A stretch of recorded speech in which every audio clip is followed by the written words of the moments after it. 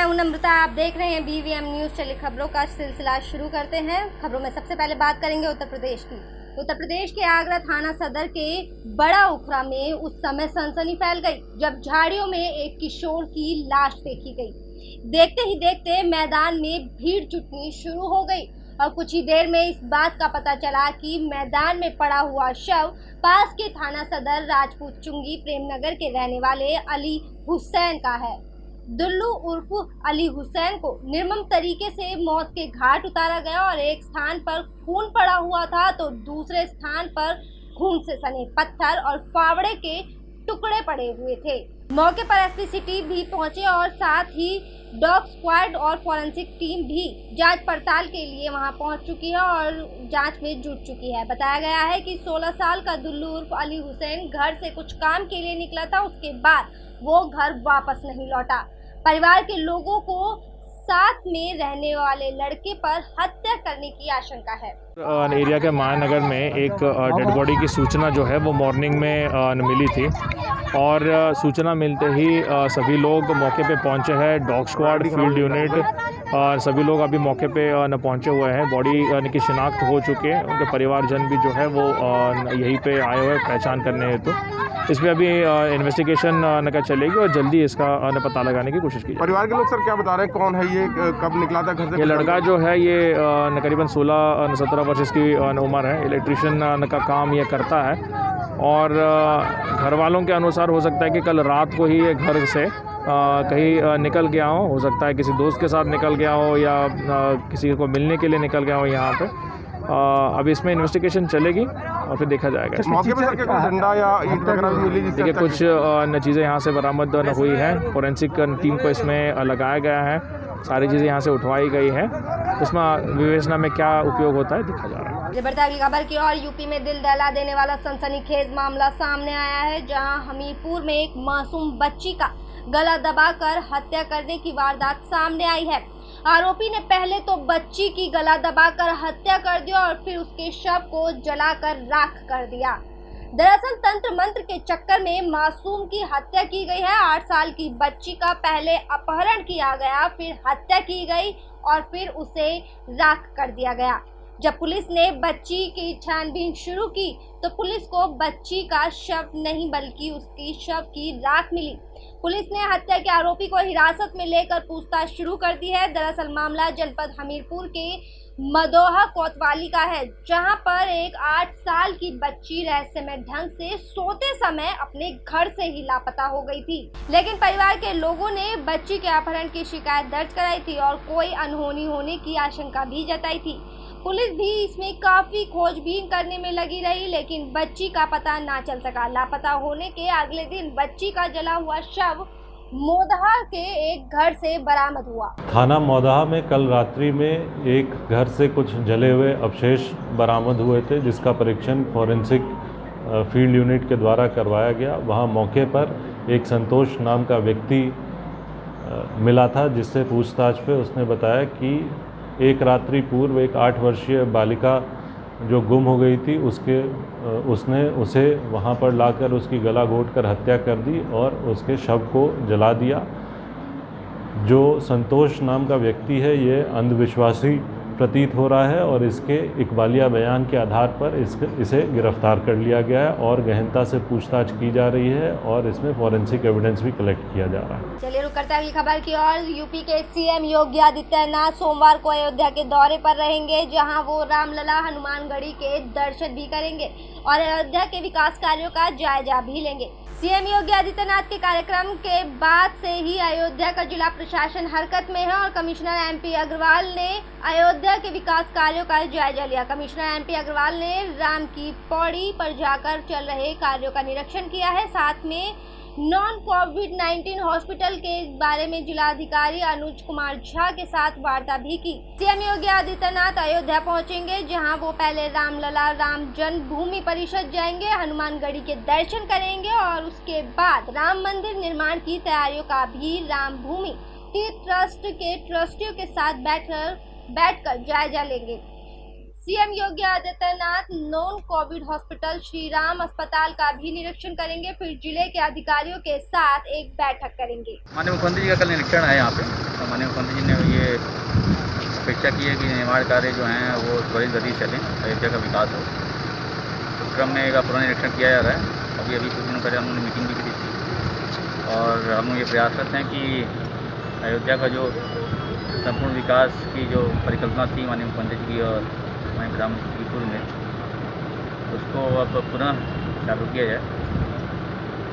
बीच में corona pandemic के चक्कर में ज़्यादा विलम्ब हुआ और इसको हम लोग चाहेंगे कि जितनी जल्दी हो सके उसको वापस पटरी कराए। कब ये मुख्यमंत्री आ रहे हैं, कहाँ का निरीक्षण, हमारे मुख्यमंत्री का कल लगभग 12 बजे का आने का तय हुआ है और उसके बाद वो राम जन्मभूमि जाने के उपरांत हॉस्पिटल का निरीक्षण करेंगे, श्री राम चिकित्सालय, और उसके उपरांत के लिए निर्माण करेंगे। चलिए खबरों में बात करते हैं फरीदाबाद की। फरीदाबाद के सेक्टर 31 में अचानक से टिड्डी दल ने अपना हमला बोल दिया। अचानक रिहायशी इलाके पर टिड्डी दल के हमले से लोग हैरान और परेशान हो गए और उन्होंने अपने घर के दरवाजे खिड़की बंद करके अपने आप को अपने घरों में कैद कर लिया। पता चला है कि ये टिड्डी दल रेवाड़ी और गुरुग्राम के बाद अब फरीदाबाद पहुंचा और फरीदाबाद में टिड्डी दल के हमले से किसानों में डर का माहौल बना हुआ है। उन्हें अपनी फसलों की चिंता सता रही है। अब इस हमले के बाद प्रशासन ने अलर्ट जारी कर लोगों को सावधान किया है कि जबकि इससे पहले टिड्डी दल के हमले की उन्हें कोई सूचना जारी नहीं की गई थी।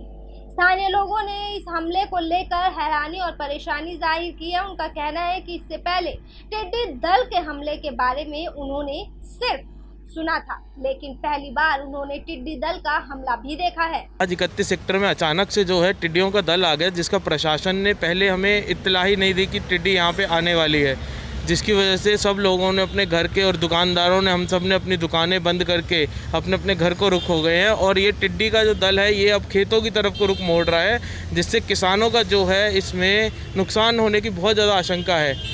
आगे चल के जो अनाज की होने वाली है उसमें कीमतों में बहुत दिक्कत आएगी। तो क्या आपको पहले कभी ऐसा टिड्डी दल का हमला देखा आपने? नहीं, पहले इससे पहले यहाँ फरीदाबाद में तो आज तक कभी देखा, सुना जरूर था मगर देखा हुआ पहली बार है आज। तो कितनी हैरानी हुई? बहुत ज़्यादा हैरानी हुई कि एकदम से ये आए और इन्होंने ऐसे कर दिया। घर में बच्चे वगैरह भी है सब छोटे, तो हमें सब दरवाजे खिड़की सब अपने बंद करने पड़ गए। देखा कि आज 12 बजे सुबह एकदम से टिड्डी दल का हमला हुआ और देखते ही देखते इतनी टिड्डियाँ यहाँ पर देखने को मिली और हम सब ने अपने खिड़की दरवाजे बंद कर लिए, जबकि प्रशासन ने इस ओर अभी कोई अलर्ट जारी नहीं किया था। और हवा तेज़ चलने की वजह से ये टिड्डी दल का रुख खेतों की तरफ हो गया और मुझे ऐसा लगता है कि खेतों में ये टिड्डी दल बहुत ज़्यादा नुकसान करेगा। बढ़ते अगली खबर की ओर। दिल्ली से सटे फरीदाबाद में एक महिला अपने ही देश में बेगानों की तरह रहने को मजबूर है। वो खाना मांग कर खाती है, लेकिन पानी एक गड्ढे से निकाल कर पीती है। उसने बताया है कि गड्ढे से पानी तो उसे मिल जाता है, लेकिन कभी कभी उसे मांगने पर खाना भी नहीं मिलता और उसे रात को भूखे पेट ही सोना पड़ता है। आपकी टीवी स्क्रीन पर आप देख सकते हैं कि किस तरह से एक बुजुर्ग महिला रोजमर्रा के काम के लिए गड्ढे से पानी भर रही है। जी हाँ, ये देखकर आपको आश्चर्य हुआ होगा, लेकिन यही हकीकत है। आपको बता दें कि इस महिला का ये हाल फरीदाबाद प्रशासन की अनदेखी के चलते हुआ है, क्योंकि ये महिला फरीदाबाद के सेक्टर 25 के इलाके के 18 सालों से एक झुग्गी में अपने पति के साथ रहती थी, लेकिन कुछ साल पहले फरीदाबाद प्रशासन ने इसकी झुग्गी को तोड़ डाला और फिर इस पर एक और पहाड़ टूटा कि इसके पति की मौत हो गई। आपको बता दें कि महिला के बच्चे नहीं हैं और सगे रिश्तेदार भी कोई मदद करने को तैयार नहीं। पति के मरने के बाद ये महिला एक टूटी फूटी झोपड़ी में अपना जीवन यापन कर रही थी, जिसे कि प्रशासन ने तोड़ डाला है। तो क्या करें, हमके परेशानी है, पानी नहीं मिल रहा तो भरना पड़ रहा है। हमके फ्री के टंकर मिलता नहीं है, कोई देने में राजी नहीं है। हम नौकरी चाकरी करते नहीं, कैसो दादा भैया कोई देता है तो खा लेते हैं, नहीं तो खाने भी ना परेशान है। तो वो जिस पानी को भर रहे हो तो पीने लायक नहीं है, उसके बाद आप उसे भर रहे हो? ये तो थोड़े बहुत कपड़े लत्ते धो लेते हैं। तो क्या खाने पीने की अगर बात की जाए तो कैसे? खाने पीने के तो मंदिर पे आएगा तो जाएंगे, समझानेंगे तो 2 दिन पे पता पाते हैं, 3 दिन पे तो ले आते 2-1 कट्टी। तो क्या घर में कोई काम वाम करने वाला नहीं? नहीं, घर में कोई नहीं है। जेठ जेठानी के बच्चे हैं यहाँ पे सस्ते अलग अलग हैं, हम अपन अलग धनी नहीं तो यहाँ पर ही हैं खार। कोई तुम्हारे ऐसे उनके दिन दयालु 5 किलो कोई 4 किलो दे देता है तो बेटा अपन टाइम बिताते हैं क्या मांगेगा। हाँ जो सामान दे जाता है तो उससे कोई देता नहीं है, जो कहते सुनते हैं तो कोई दे देता नहीं तो बेटा हम अपने पड़ोसन से मांग के 1 रोटी 2 रोटी 4 रोटी खा लेते बेटा, क्या करें। काफ़ी परेशानी है आपको। यहीं रहते हो आप? हाँ। कौन सी जगह है जहाँ पर आप रहते हो? ये है 25 नगर, बल्लमगढ़ 25 नगर है, 25 सेक्टर बल्लमगढ़। हाँ। कितने सालों से आप यहाँ पर हैं? अरे बेटा हमके यहाँ हो गए 18 साल से बेसी हो गया। तो कोई सुविधा नहीं है आपको? 18 साल हो गए यहाँ पे। देखो ये जुगिया रही तो सुविधा रही है, कारट उरट बना रहा, जुगिया टूट गया बेटा तो नाम भी कट गया कारट में। तो क्या कोई सरकारी राशन वगैरह आपको नहीं मिलता? कुछ नहीं। तो आप मिले हैं कभी किसी अधिकारी से, किसी से बोला आपने? अधिकारी बोला जब तुम्हारे कारट बनेगा जब मिलेगा, अब इन 5 साल मिलेगा नहीं। 18 साल हो गए पर अब तक आपका कोई कागज नहीं, डॉक्यूमेंट नहीं। गुरुग्राम के रायसीन में बने फार्म हाउस मालिकों ने प्रशासन पर गंभीर आरोप लगाए हैं। एसोसिएशन ने प्रेस वार्ता कर बताया है कि प्रशासन यहां से फार्म हाउस को उखाड़कर अवैध माइनिंग कराना चाहता है, जबकि सभी नियमों के तहत इन फार्म हाउसों को विकसित किया गया है। 1991 में राजस्व रिकॉर्ड में गिरदावरी में पटवारी भी गैर मुमकिन पहाड़ के बजाय गैर मुमकिन फार्म हाउस दर्ज करते आ रहे हैं। ये सभी फार्म हाउस हर सरकारी रिकॉर्ड में है और हमारे पास गिरदावरी और पक्की रजिस्ट्री भी है। जो सोहना अरावली रायसीना क्षेत्र की बात है, ये इशू ऑनरेबल हाई कोर्ट में भी रेज हो चुका है, वहाँ से अफर्म हो चुका है और एनजीटी ट्राइब्यूनल से भी अफर्म हो गया है। जो भी actions of the municipal council हैं वो हैं एज अ उसके आउटकम, डायरेक्शंस जो हाई कोर्ट के हैं प्लस डायरेक्शंस जो एनजीटी के हैं। अगर आप ऑर्डर की भी कॉपी उसकी देखोगे जो उनको शोकॉज किया गया प्रॉपर्टीज़ को, उसमें भी ये पॉइंट क्लियरली मेंशन भी है। स्पेसिफिक्स चेक कर लेंगे बट ये कोई सो मोटो नोटिस नहीं है। I think we can conclude it on that. ये जो भी नोटिसेज हैं हाई कोर्ट प्लस एनजीटी के डायरेक्शंस जो हैं उसी को ओबे करने के लिए, they being a superior court. ये बोला जा रहा है डीसी के ऑर्डर में, एमसी सोना के डेमोलिशन नोटिस में कि भाई ये गैर मुमकिन पहाड़ है कि जो रेवेन्यू रिकॉर्ड्स हैं जमाबंदी जो 20 साल से हो रही है उसमें हर 5 साल में जमाबंदी होती है, उस सब में फार्म हाउस लिखा है, उसको इग्नोर किया जा रहा है। हमने एमओएफ से चिट्ठी लाई, उस चिट्ठी में क्लियरली लिखा है कि यदि फार्म हाउस हैं तो ये 92 नोटिफिकेशन जो है अरावली नोटिस में नहीं आते, ये राइटिंग में है पर कोई सुनने को तैयार नहीं है। तो फरीदाबाद एनवायरमेंट कोर्ट के ऑर्डर हैं, सेशन कोर्ट के ऑर्डर हैं कि भाई ये पहाड़ नहीं है, ये फार्म हाउसेज हैं, रेवेन्यू रिकॉर्ड्स में है। पर उसके बावजूद डीसी साहब एक बड़ा इंटरेस्टिंग ऑर्डर देते हैं। ये नहीं कहते कि मौका में जाके देखो, अपने सबऑर्डिनेट्स को ऑर्डर देते हैं कि भाई आप जाके इसको पहाड़ बना दो जहां पे फार्म हाउस लिखा है। अब फार्म हाउस मेरी है, मैंने रजिस्ट्री करी है, गवर्नमेंट को पैसा दिया है, उसको इग्नोर करते हुए यूनिलैटरल ऑर्डर बार बार कोर्ट्स में सब जगह राइटिंग में आया है कि भाई ये फार्म हाउसेज हैं। डीसी साहब ने यूनिलैटरल ऑर्डर दिया है विदाउट कंसिडरिंग कि भाई रेवेन्यू रिकॉर्ड में 15-20 साल से ये फार्म हाउस है, तो कैसे आप बोल सकते हो कि उसको चेंज कर दो?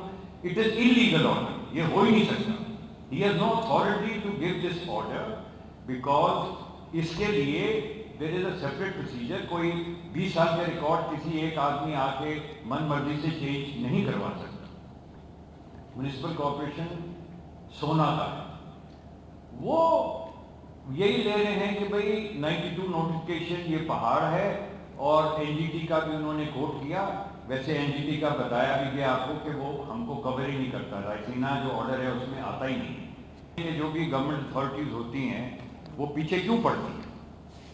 कुछ सेल्फ इंटरेस्ट भी हो सकता है या तंग करने का कईयों की आदत होती है। तो मैं आपसे रिक्वेस्ट करूंगा कि ये जो एमसी सोना का भी जो ऑर्डर है डेमोलिशन का थ्रेट किया है, ये बगैर समझे किया है, बगैर इसको देखे कि भाई रेवेन्यू रिकॉर्ड्स में ये पहाड़ नहीं है, फार्म हाउस है, और 92 नोटिफिकेशन की MOEF से लेटर है हमको अरावली रिट्रीट प्लॉट ओनर्स के नाम पे कि भाई 92 की जो नोटिफिकेशन है ये इस पे लागू नहीं होती। हम पे जोर इस करके दिया जाता है ताकि इलीगल माइनिंग चलती रहे, क्योंकि इलीगल माइनिंग से हो सकता है पैसा मिलता हो। तो इस करके दिखाना तो है कि भाई हम अरावली रेंज में बड़ा कुछ कर रहे हैं, तो जो शरीफ लोग हैं हम जैसे उनको हैरेस करो ताकि जो फोकस है वो इलीगल माइनिंग से हट जाए। इलीगल माइनिंग को ये अलाउ नहीं करना चाहिए और ये जो गेम खेल रहे हैं ये गेम बंद होनी चाहिए। और हम फॉरेस्ट को नहीं बचा पाए जो हमारे साथ था। वो क्यों नहीं बचाया? गांव वालों ने कहा आपका क्या लेना देना है स्टोरेज है, आपकी ज़मीन है। ये भी इसलिए बचा है कि हम पर्टिकुलर एरिया के मालिक हैं, हमारे पे उसकी गिरदावरी है, उसकी पक्की रजिस्ट्री है। आप लोग कभी नहीं देखा कि एक प्राइवेट लैंड को उठा के फॉरेस्ट में दे दो या कहीं नहीं होता कोई करके। तो उन्होंने हमारी प्राइवेट लैंड है, मोटेशन हो रही है, 70 लाख के हिसाब से उसकी रजिस्ट्री हो रही है, और कल आप पहाड़ की कराने चाहिए तो 35 लाख से होती है रजिस्ट्री। तो ये दोनों डिफरेंस क्यों है? आप ही लोग देख लीजिए, DC साहब से पूछिए और पूछे कि सर वहाँ पहाड़ की रजिस्ट्री 35 लाख में है और वहाँ की रजिस्ट्री 70 लाख में और फार्म हाउस लिखते हैं। तो इसका मतलब ये कि गवर्नमेंट ये कन्फ्यूज़ है कि क्या चीज़ है क्या नहीं है।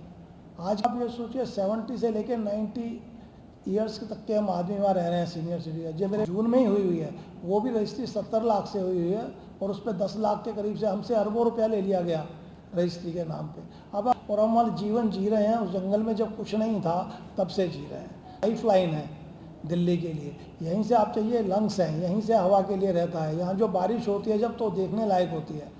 आप लोग बरसात के टाइम में आइए, अगर मेरे यहाँ आपको लौंग के पेड़ से इलायची का, लौंग का, अखरोट का, यही नहीं रुद्राक्ष के पेड़ में रुद्राक्ष लगे हुए मिलेंगे, मैं आपको दूंगा। तो आप आइए, ऐसे ऐसे पेड़ हैं जिनको आप देख के हैरान हो जाएंगे और आपको पता लगे कि आपकी अरावली में क्या क्या हो सकता है। हमने अपनी जवानी लगा के इसको बचाया है और इस बगीचे को ठीक किया। जैसे कोई अपने बच्चे को पढ़ाता है करता है, आज वो पेड़ विशाल हो चुके हैं। अब उनको उजाड़ने के लिए जो तैयारी हो रही है वो कोई अच्छी तैयारी नहीं है। अगर होता है तो गवर्नमेंट प्राइवेट लैंड को एक्वायर करती है, पैसा देती है। तो अगर उनको इतना ही गंदा लग रहा है तो भी करके वो कर लें, लेकिन हमें पता है वो मेंटेन नहीं कर पाएंगे। हमने जो आप वाइल्ड लाइफ की बात कर रहे हैं, हमसे काफ़ी दूरी पे, वहाँ तक हमने पाइपलाइन 2 किलोमीटर लंबी मैंने लाई। तो हमने ऐसे ऐसे पोंड बनवा दिए, वहाँ ऐसे काम कराए। अब वहाँ 200 किस्म के पक्षी हैं। उस ज़मीन के हमने सारे कागज़ देखे, टाउन प्लानिंग का नो ऑब्जेक्शन, फॉरेस्ट का नो ऑब्जेक्शन, का पोल्यूशन का केस लड़ा और जीते। फिर हम सेशन से जीते, फिर हम हाई कोर्ट से जीते। इसका मतलब तीनों जजमेंट को आप गलत लगा लेते हैं तो बहुत अजीब बात है। और उसके लिए कभी NGT ने ये नहीं कहा, उन्होंने नीचे हाई कोर्ट ने केस भेजा, आप छानबीन कीजिए ये पहाड़ गैर नामुमकिन है या वो है। तो हमारे को पोल्यूशन कोर्ट के अंदर जब जाना पड़ता था तो साथ में पटवारी जाता था, वो अपने सारे खाते लेके जाता था। और 30 साल के अंदर 300 पटवारी बटे होंगे, एक आधा तो रहा नहीं होगा। तो वो सब अपने कागज़ लेके उन्होंने लिखा, दिखाया और फिर नीचे ही कोर्ट ने कहा ये बिल्कुल ठीक है, ये गैर नामुमकिन नहीं है, यहाँ पर फार्म हाउस है, यहाँ बगीचे लगे हुए हैं, चीज़ लगी हुई हैं। अगर कोई ऐसा चीज़ आपको लगती है कि कमर्शियल एक्टिविटियाँ हो रही तो आप उसके खिलाफ लिखें, बोलें।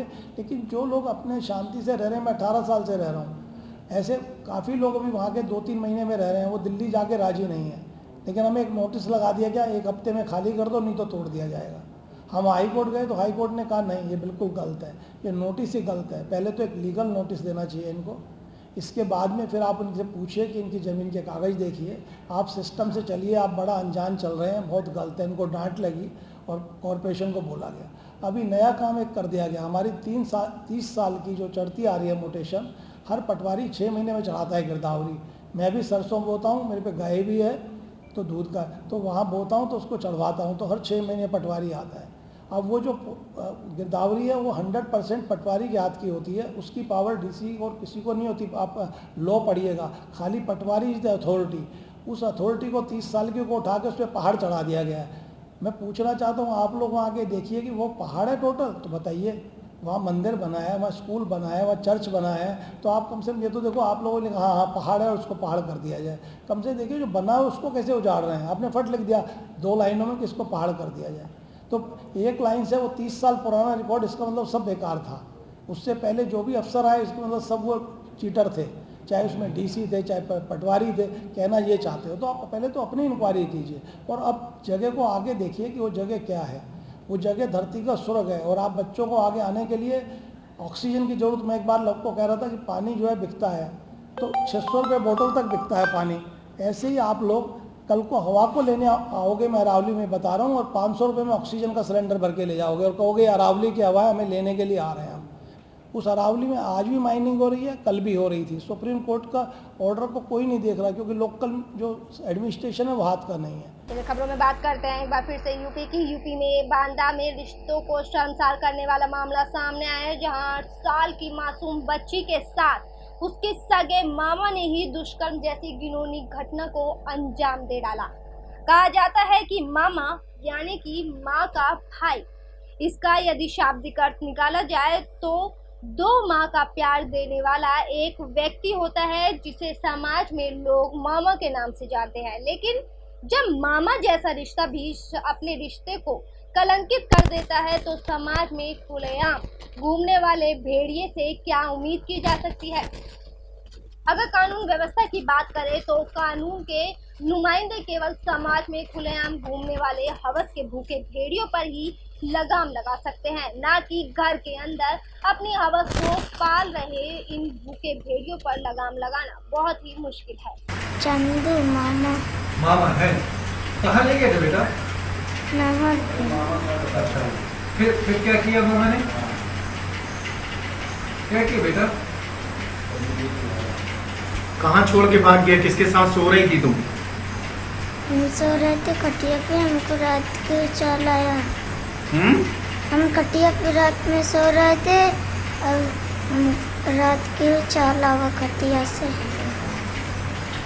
कहाँ लिवा गए थे बेटा मामा? नहर पे। है बेटा? नहर पे। मामा कहाँ लिवा गया था तुमको? नहर में। तो तुमने कहाँ लिवा गया था? तुमने पूछा नहीं कि कहाँ ले जा रहे हो? नहीं, हमने पूछा मामा कहाँ जा रहे हो? कर हम बहुत दूर जा रहे हैं। अच्छा, फिर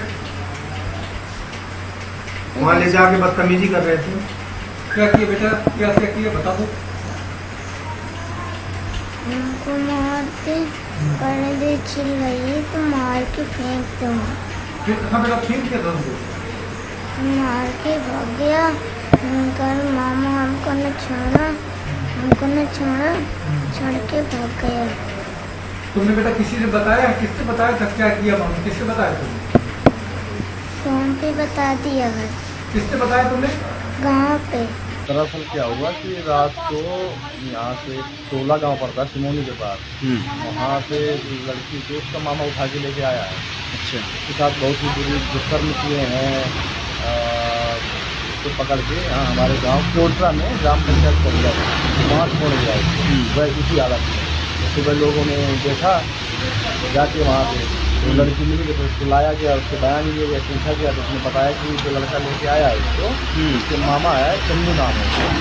ये ग्राम पंचायत माता की लड़की है, अपने मामा के यहाँ 2 सालों से रह रही थी अपनी माँ के साथ। फिर जब उसको पुलिस को सूचना दिया, पुलिस को मैंने फ़ोन किया, उसके बाद पुलिस आई और उसको ले गई मेडिकल के लिए। क्या बजे की घटना है? ये कितने बजे? रात को हुई होगी घटना, सुबह हम लोगों को जानकारी हुई है। आज सूचना प्राप्त हुई कि थाना तेंदुआरी के अंतर्गत क्योटरा गांव में एक बच्ची के साथ गलत काम हुआ है। उसी में आगे पूछताछ प्रकाश में आया कि जो बच्ची है वो अपनी माँ और मामा के साथ रहती है और उसके मामा के द्वारा ही घटना को अंजाम दिया गया है। इस संबंध में अभियोग पंजीकृत कर विधिक कार्रवाई की जा रही है। बच्ची स्वस्थ है, उसका चिकित्सा परीक्षण कराया जा रहा है। खबरों में बात करते हैं हिसार की। हिसार शहर में लगे सभी चौक चौराहे पर सीसीटीवी कैमरों की मौत हो चुकी है। जी हां, आपने सही सुना, सीसीटीवी कैमरों की मौत हो गई है, यानी कि शहर के सभी चौक के कैमरे खराब हो चुके हैं, जिसके चलते आम आदमी पार्टी ने हिसार शहर में खराब हालात में पड़े कैमरों को प्रशासन से ठीक करवाने की मांग की है। हिसार शहर के कैंप चौक पर इकट्ठा हुए आम आदमी पार्टी के कार्यकर्ताओं ने कैमरे ठीक कराने की मांग उठाई है और साथ में आम आदमी पार्टी की ओर से शहर के खराब हुए सभी सीसीटीवी कैमरों को मृत मानकर उनकी शोक सभा भी आयोजित की गई। पार्टी के आरटीआई विंग के ललित भाटिया ने कहा कि शहर में होने वाली दुर्घटनाओं व आपराधिक गतिविधियों की जांच व शहर के लोगों की सुरक्षा के लिए जो सीसीटीवी कैमरे लगाए गए थे वे सभी मृत अवस्था में पड़े हैं। इसके चलते शहर में अपराधी बेखौफ घूम रहे हैं। पार्टी नेताओं ने कहा कि जब भी शहर में कोई वारदात होती है तो पुलिस प्रशासन। सर, आज हम लोग इकट्ठा हुए हैं। शहर में जो कैमरे लगे हुए हैं, सीसीटीवी कैमरे, उनमें से काफ़ी संख्या में मृत अवस्था में रखे हुए हैं वो कैमरे। शहर के अंदर अब आप इस चौक पे भी खड़े हैं, कितना भीड़ भाड़ वाला व्यस्त एरिया है, और हम देख रहे हैं कि पुलिस वाले सिर्फ 1 या 2 या 4 संख्या में है। 2 या 4 संख्या में पुलिस, या यहाँ अगर 20 भी लगा दिए जाए इतनी ट्रैफिक के अंदर, तो वो लोग भी उसको कंट्रोल नहीं कर पाएंगे। शहर की जो इस व्यवस्था को संभालने के लिए सीसीटीवी कैमरे ही एकमात्र जो साधन है, वो ही इस समय मृत हो रखे हैं। हम प्रशासन से मांग कर रहे हैं कि इन कैमरों को जल्द से जल्द ठीक करवाया जाए। आज हम लोग यहाँ पर एक शोक सभा कर रहे हैं मृत कैमरों के लिए। अगर 2 से 4 दिनों के अंदर इन कैमरों को ठीक नहीं किया गया तो हम लोग तेरवी करने पर भी मजबूर हो जाएंगे, जिसमें हमारे हिसार टीम के अलावा हम हिसार के आसपास की विधानसभा क्षेत्रों से भी हमारे साथी इकट्ठा होंगे। लेकिन हम लोग कहते हैं कि 2 से 4 दिनों के अंदर प्रशासन इसको जल्द से जल्द ठीक करवाए।